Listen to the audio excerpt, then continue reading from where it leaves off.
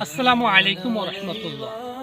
আজকে আমি কথা বলবো এমন একটা বিষয়ে যেটা আমাদের প্রত্যেক তরুণের জীবনের সঙ্গে জড়িত।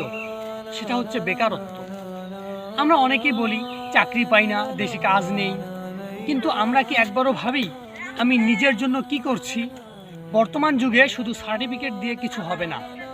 আপনার থাকতে হবে আলাদা দক্ষতা, যেটা দিয়ে আপনি নিজের উপার্জন নিজেই করতে পারবেন।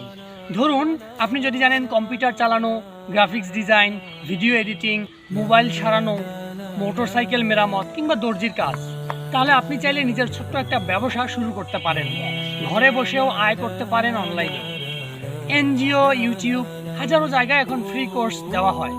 শুধু দরকার নিজের ইচ্ছা আর চেষ্টা করার মানসিকতা। একবার কল্পনা করুন, আপনি নিজের আয় করছেন, পরিবারে সহযোগিতা করছেন, সমাজে সম্মান পাচ্ছেন। এটা কি সম্ভব না? আমি বলবো সময় নষ্ট না করে আজ থেকেই শুরু করুন। একটা স্কিল বেছে নিন, শেখা শুরু করুন, কাজ শুরু করুন।